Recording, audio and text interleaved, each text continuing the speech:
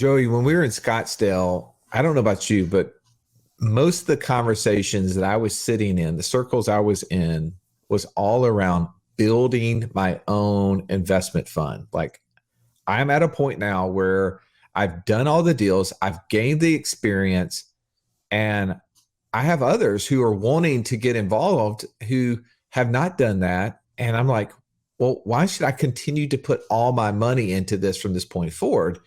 And I just think that today's podcast, as we break down what would it take to do a joint venture, is really interesting for two groups of people, right? There's the group of people who have never done anything, but they have cash and they're looking to get into some sort of passive cash flowing business.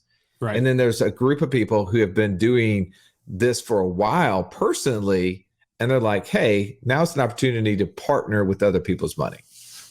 I love that. And so this is like really the full spectrum. And, of course, I wasn't able to be on this roundtable, so I'm actually really curious to listen to it myself, see what kind of nuggets you guys were dropping while I wasn't present.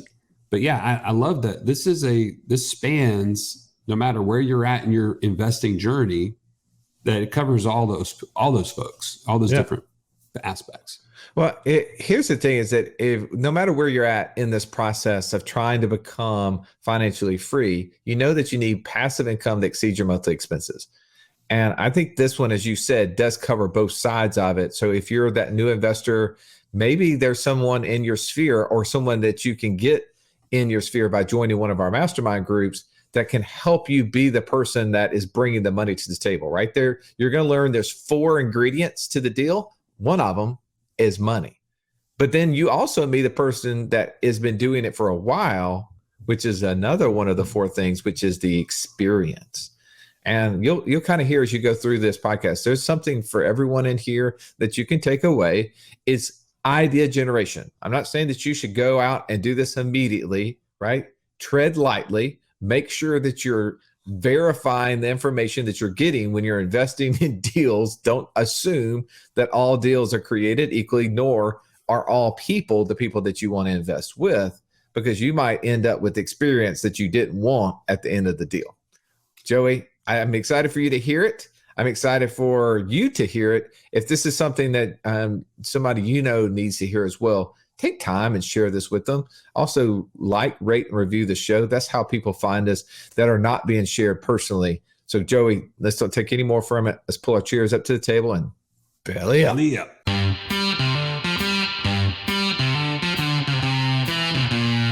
Welcome to the Wealth Without Wall Street podcast, your guide to understanding how to get out of the Wall Street rat race and start your own mailbox money lifestyle. Now, don't let these handsome Southern draws fool you. These financial minds are teaching our country to enhance savings, increase cash flow, and create passive income, all without the help of Wall Street. Are you ready to break through? Now here are your hosts, Russ Morgan and Joey Murray. Welcome into the Financial Freedom Roundtable, where each week we break down complex financial topics so you can more easily understand them and, more importantly, take action on your path to becoming financially free. If this is your first time joining us, welcome. Grateful to have you in the room. I'm Russ Morgan. They call me the idea guy, mostly because lack of follow-through guy just didn't sound so cool. But enough about me. I'm here joined by 2 of the greatest coaches in the nation. I want to introduce them to you right now. To my left, I've got the true financial Sherlock Holmes of our day. No problem too difficult to solve. If I had just only known him earlier, I'd been so much richer, says everybody. Mr. Downtown Ernie Brown. Nice to see you, Ern. Nice to see you, Russ. I was just thinking about it. It's a good looking shirt you got there. Yeah. We kind of had a joint venture on these shirts. We put in the money. Joey went and put in the work. That's right. He brought these back for us. Yeah, we sent Joey to Augusta National, and this is what he brought us back. 2 shirts. That's it. Yeah. Success. I love it. Sorry, Mark, you were not a part of that deal.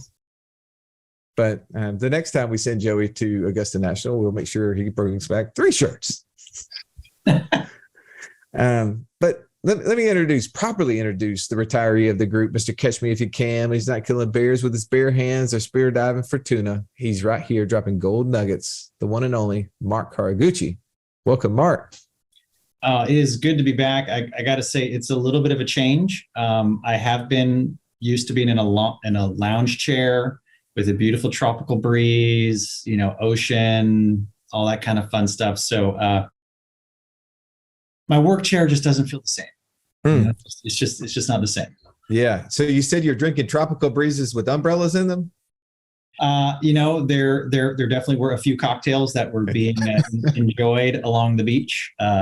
Okay. That's what you were talking about. All right. Perfect. I thought I heard that. Yeah. And welcome. We're grateful to have you back, man. As a married man, as someone now who has experienced their honeymoon, sometimes people do those things together. Mark, it depends. It didn't depend. Right after the wedding, we had to wait. But speaking of joint ventures, right? Weddings and marriages is joint ventures. I'm going to make that connection, Ern. You like that transition? Love it. Today we're talking about what would it take to do a joint venture. And the first question I have for you, Ern, is why in the heck are we talking about this? Why is this important? Well, it's important because I listened to a Wealth Without Wall Street podcast a few months ago. We interviewed Andrew Howell, who is an attorney, and he said a couple very powerful, influential things on that podcast. One thing that he said that sticks out is in relationship to these business partnerships. And he said that business partnerships are such an important relationship that it comes just behind your marriage. And so if you put so much thought, so much attention into picking a spouse, you should spend almost as much time before you get in business with someone. And so this is important because this is a big decision that you would make with someone. No doubt. Big decision. How about for you, Mark? Why do you believe this topic's so important? I'd rank it up there with a joint venture. When you're starting out, you're probably missing some of the pieces of the puzzle. And partnering with somebody else can help fill in some of those gaps. Rather than trying to fix all of your flaws, why not find someone who already has those as their strengths, but also needs help in some other areas? And so you can create a synergy where each of you by yourselves probably wouldn't be as successful, but together you both can move the pendulum and get closer to that final vision of financial freedom. Yeah, I love that. Our mentor, Ernie, used to say this in his seminars. He would say a joint venture is where two people come together, one who has money and one who has experience. And by the end of the deal, they typically swap spaces. Yeah, I love it. I love so I think it's important to talk about joint ventures because if we're going to get into one, we don't necessarily want to be swapping positions. We want to be gaining, right? Like not subtracting. We want to be adding. And I think it's important to learn from experience. And I know the three of us have been in joint ventures, and I think there's some lessons to be learned, as well as there's clients and people that we've been working and coaching with over time who's been able to see that too. Ern, why do you think, though, that this is so important to talk about right now? Well, we're on the journey to financial freedom, aren't we? Yes. And to do that, we think that there's a few key pieces on that journey. Number one, we need to build our own personal cash flow systems. We certainly need passive income to get there, but we also want to become better investors.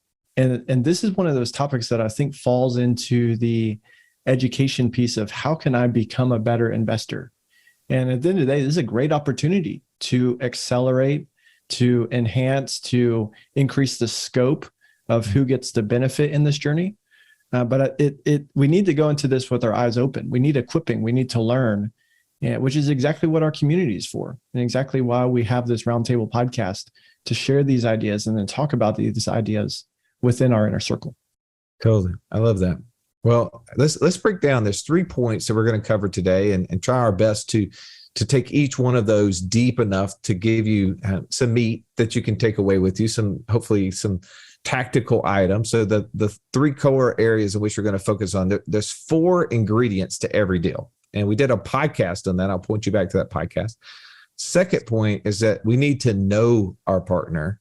And third, we need to make sure it's a win-win, right? So talking about the 4 core ingredients of every deal, Mark, what do you think is the most important of the 4? So just for everybody, the 4 things are what? We need a moat. We need money. Need money, An opportunity. we need time. We need experience. and need experience. So we got a Do I have an moat. echo? I just repeating. I just wanted to be with you. All right. So Mark, out of the moat, which one do you think's the most important and why? Well, I'll go ahead and speak to money. I'm not necessarily going to say that it's the most important, but I'll speak to money. And there's really, there's a couple ways to come at it, right? And in deals, you can trade time or you can trade treasure. And your treasure might be opportunity, it might be experience, but it also could be money. And a lot of times what I found is when you're in a position of cash, all of a sudden, a lot of deals start coming your way. A lot of opportunities start coming your way that sometimes you don't necessarily see if you weren't in a position of cash, because your blinders would be on. If you're sitting around on a lump of cash, all of a sudden you're starting to see deals, and people have a pretty good sense of smell, and they can sniff out those Benjamins hiding in your back pocket, in the couch and wherever. And now all of a sudden those deals, those opportunities start to present themselves. And you might be in a position to do it yourself, or you might be in a position to partner with someone to leverage through, which is kind of our topic today of joint venturing.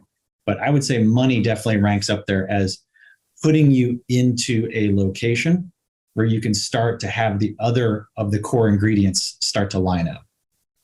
What about for you, Ern? Which one of the moat do you resonate with and why? Well, I talked about this on the when we did that last podcast. I love to think about the opportunity. Because you can substitute many things, but you can't get no passive income if you don't have any opportunities. Nobody came financially free without doing any deals. And so we need to have deal flow. We need to be able to see and discern opportunities. If we do a joint venture, somebody had to have the vision of what could be created, right? That some vision to say, I can create this and it creates value. Now, how much money is it going to take? How much time is it going to take? How much experience do we need in these things? Well, it all, in my view, begins and ends with the opportunity. For me, I love money, right? I think you need to have it. I think you must have an opportunity. But I think experience is one of those things that oftentimes gets not enough publicity, right? I think you need to have someone on the team that has lots of experience, because in my, using that word again, experience, what I have found is that people who didn't have it and I got into deals with them, it ultimately led to a non-successful deal. But what I've learned over time is that I need to partner with people with experience, because I am one of those guys that have the idea of what I want to do. As we kind of talked about yesterday in our mastermind conversation, Mark, I'm not one of those who really wants to follow through on the transaction. I want to start with it. I want to see it through. And so I need somebody with experience. I need somebody who provides and possesses those follow-through skills and those discernment skills and those deductive thinking skills that I don't. And that usually comes from experience. And that's what I'm looking for when I do a deal with somebody, is I'm looking for experience so that I'm not the one always having to provide it. Now, on the other hand, I will say this, is that I've been and interviewed several different people, and that is the way that they've built passive income. They've actually been the one with experience that goes in and consults on deals and gets put on the capital stack with that experience, never having to put any money in it, never really having to put much time, just providing experience and consulting to those operators and to those investors. And I think that's super interesting too. And that's one of those ways where people say, well, man, I have to have money to get in it. No, you don't have to have money. You can use other people's money. But also, you don't have to have money because you can use experience and partner into a deal. Let's move on to the second point. Second point is that we need to know our partner. And I think that this is something that we don't probably do enough of early on when we get into investing. We get into financial bed with anybody. Ern, how do you think we protect ourselves, and how do we know our partner? Financial bed with everyone. Can't ask me to go after that. Well, yeah, I can. To that man. Point, I heard this one couple at my church. They're really old now. Russ, you might know them. I forget their names. They, back when they were single, they went on a double date, right? So, but they weren't each other's dates. And when they got to the date, the other parties, both of them, the guy and the girl, the other parties did not show up. You go on a double date as a favor to your friends, and they don't show up to the date. And so there you are with a guy with a girl that you don't know on a date. What do you do? Well, for them, they decided, well, let's make the most of it. Let's go on this date. They hit it off so well that they were engaged by the end of the night and married the next day. What? Yes, this is a couple at our church, Russ. Isn't it crazy? That night? Yes. So for the rest of us, wow, we might want to take the process a little slower, right? and same thing. We don't just want to jump in the financial bed with anyone. To your point, it made me think of that. We would want to potentially date a potential business partner, right? And what do I mean by that? Get to know each other, get to know each other's businesses, get to know each other's temperaments, personalities, wiring, the things that you're good at. Just get to know before you make a commitment to lock up money together. This is not the dentist off of the movie with Bradley Cooper and what was it called? The Hangover. It wasn't based on this life, right? No, it's been so long since I watched The Hangover. I don't even remember the plot. Well, I don't remember the plot either. I just remember there was an engagement and a marriage in a really short period of time there. So, all right, moving on. He didn't get it. This is where this is absolutely where I missed the stallion right here. You know, Russ, you've known me for what, 7 years, and you're still asking me about random parts of movies. I mean, you should know by now. Oh my goodness. All right, Mark, how about you? What do you think is important when it comes to knowing your partner? Well, clearly there's got to be some trust, because we let you have an open mic on these. And so we have to trust that this joint venture on this podcast is going to turn out okay. But for me, in a deal that I did with somebody else, it came down to, you know what? I have neither the time, the energy, nor the enthusiasm to do the deal, but I've got the money. But I knew the operator. I knew their character. I'd known him for close to 15 years. I believed in them. I trusted them, and we started small.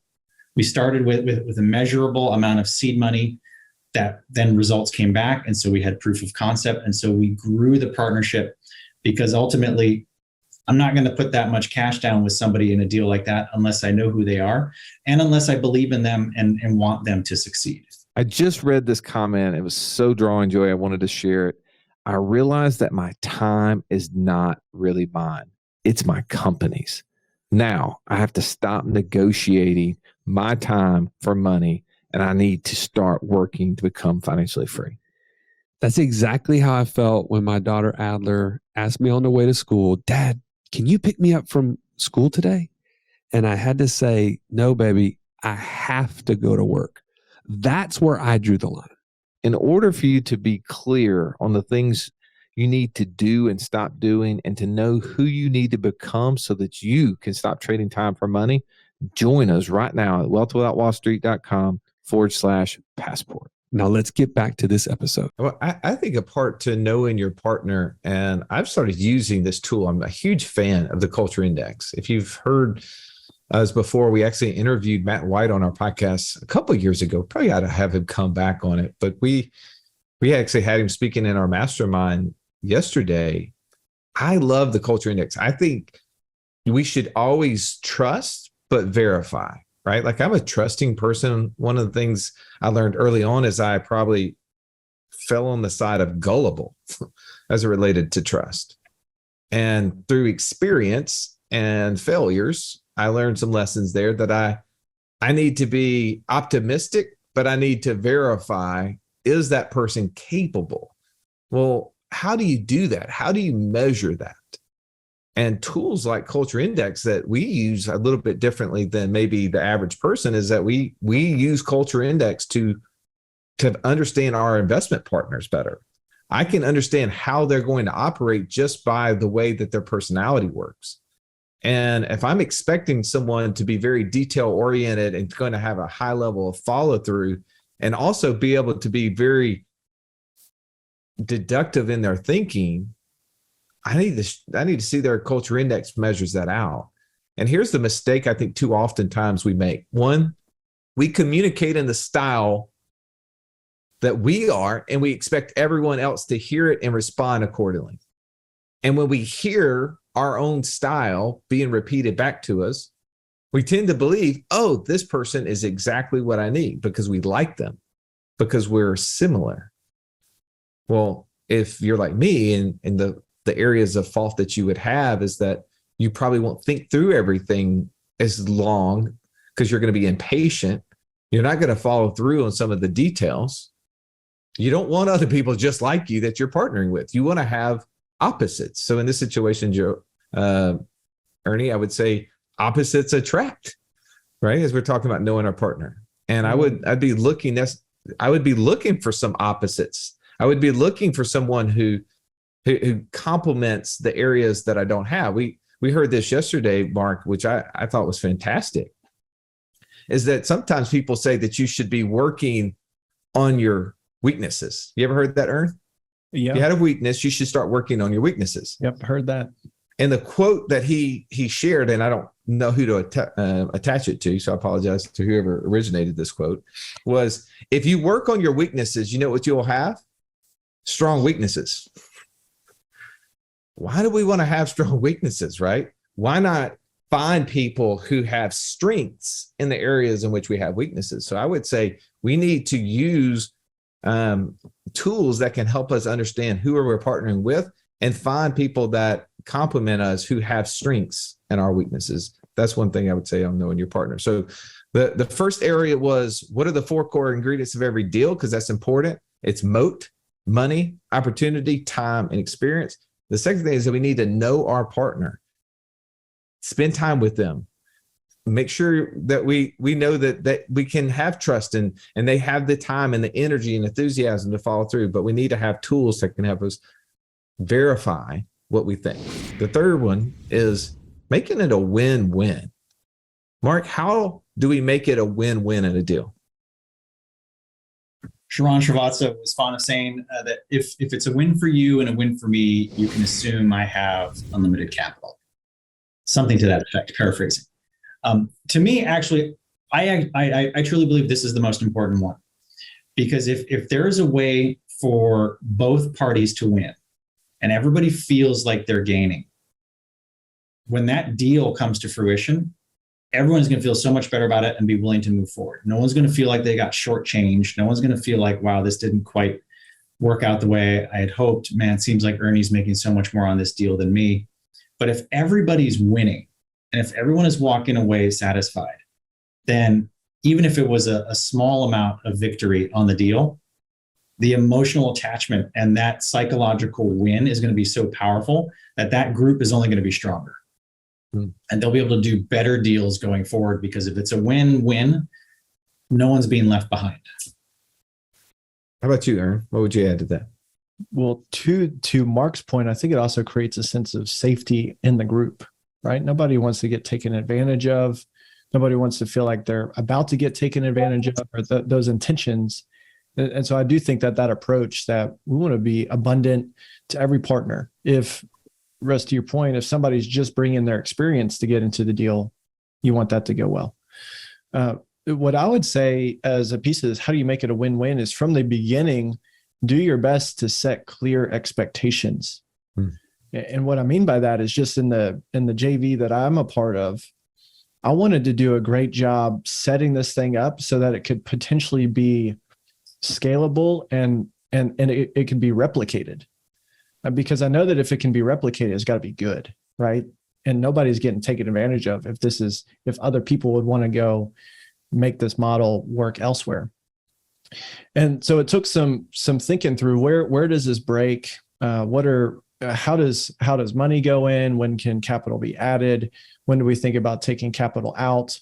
What are the expectations of who does what, right? In terms of just even with taxes, who is the one that's going to be organizing those things, and just thinking through and setting it up so that could be talked about on the front end. And certainly not everything is figured out at this point, but the clearer you can start, I think the faster that you can get going. And I think the more comfortable, the more safety that there is. And I think that contributes to a better win-win scenario.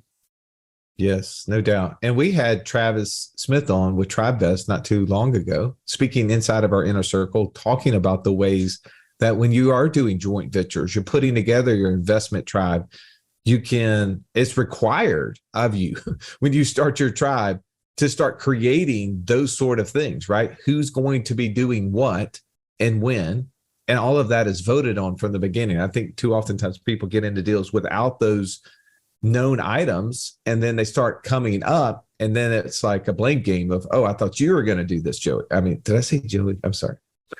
That's not what I meant to say. Picking on him, and he's not even here. Man, he's such an easy target, whether he's here or on the road. Man, love you, bro. All right. Here's the thing that I've learned in joint ventures, or I want to share an example, if it's all right, of a deal that didn't work, a joint venture that we were putting together that didn't work. And it's because it wasn't a win-win. And oftentimes you will find in joint ventures, you're going to have people doing one of the two, maybe one or two of the four mode items. In the example that I'm talking about, we were going to bring experience and money. The other party was going to actually spend the time. They were going to operate the project, and they brought the deal. Now, here's an interesting thing is when you're bringing all the money, and I'm talking about large seven figures to the table, how do you appropriately value what is the money worth as compared to what is the opportunity and the operations worth? How would you guys try to figure that out? I'm just interested just in you guys' like on the spot response to that. How would you go about trying to determine what is the money worth in a deal as compared to the operation of the deal? My first immediate thought is something that I just said, which is if it's not just this one deal, if you're able to go get multiple forms of this deal and put an operator in place. So if this really was scalable, how would you value multiple operators? I think when you just think one unit, it's hard to think about that. But what is the market value of that work being done? In a sense, if you were going to send applications out to the marketplace to hire this person, what level of experience would you require? And then what would the fair compensation for that type of work be? I think you just think like a business owner rather than an investor only in that place to help you value it. You hit the nail on the head, right? And the operators who brought us the deal valued themselves at a much higher level, right? I mean, we all value ourselves probably more than most people want to value. Why not? Shoot low or aim high. I mean, I'll go high. But to your point, it's like I'm coming at this thinking of it as a business opportunity. I'm bringing the money. It's all going to fall back to us and our investors if the deal doesn't work. So, hey, I'm taking the risk, and I'm going to then evaluate what is it worth me paying someone? Because at the end of the day, the operators can leave.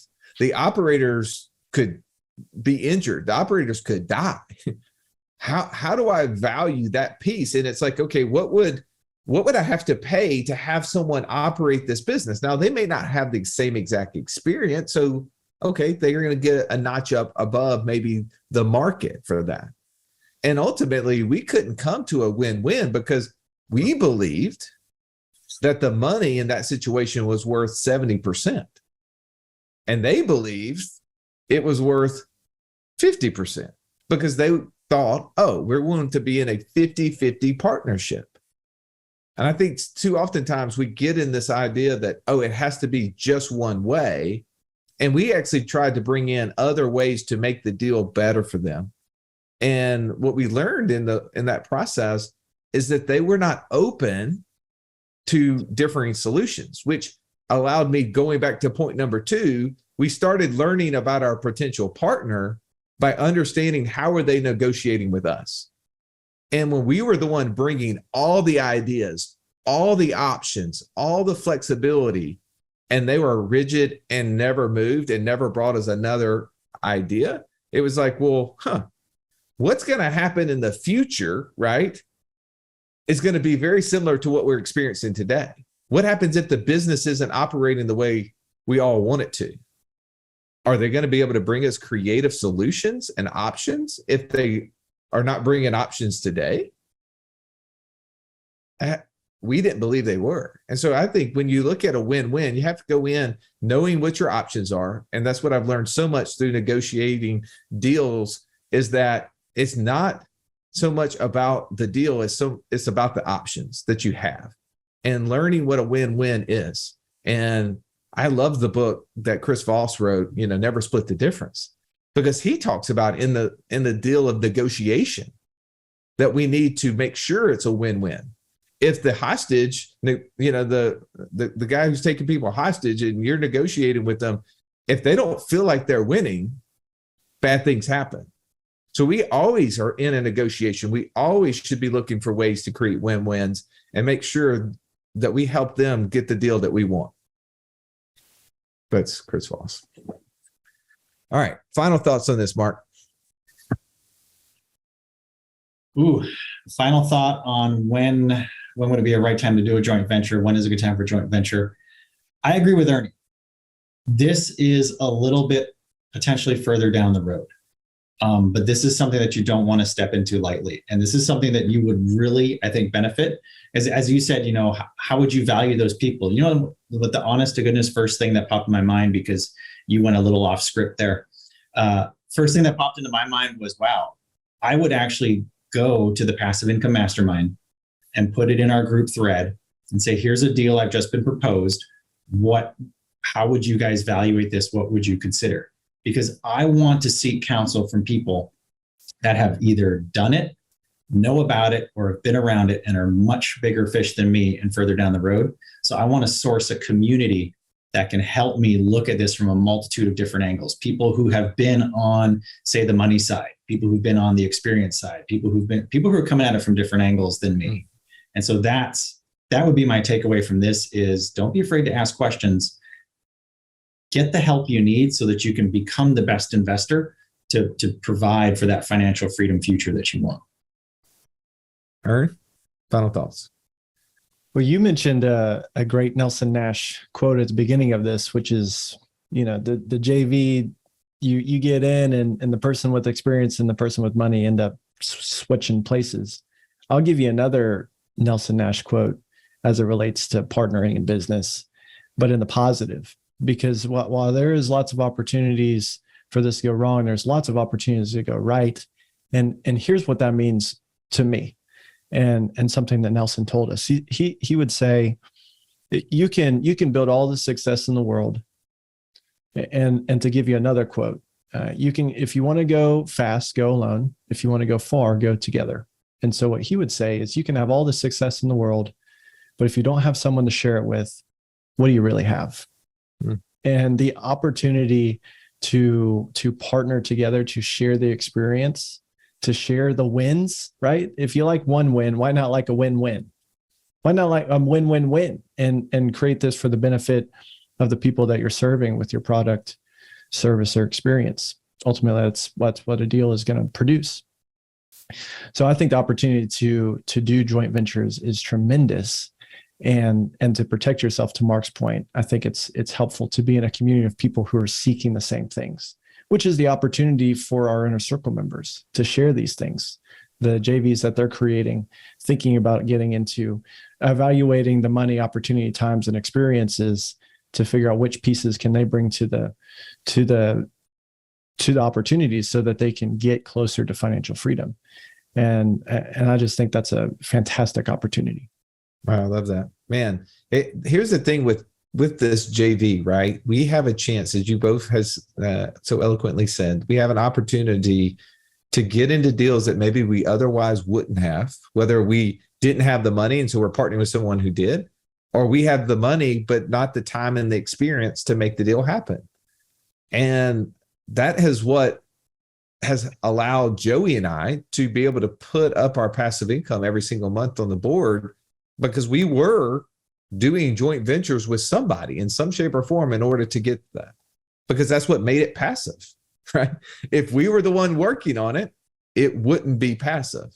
Now, it doesn't mean that we're not involved, but it doesn't mean that we're the ones working.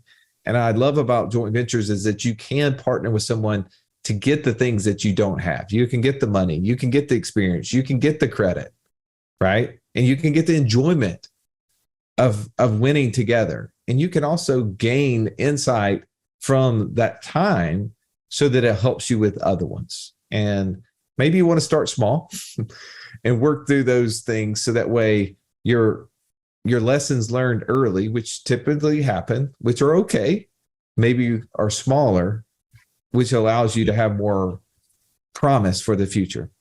Either way, I hope that you found value in today's podcast. Thank you, Ern. Thank you, Mark, for delivering as always. Thank you for listening to this. If you would, please take the time to rate, review, and leave that review on the podcast. It allows other people to find it. Share it with somebody. Help us beat the big tech algorithm. As always, have an amazing day. This has been the Wealth Without Wall Street podcast. Don't forget to subscribe to the show to break free of the Wall Street mindset and begin building wealth on your own terms in places you understand so that your wealth will never run dry. See you next episode.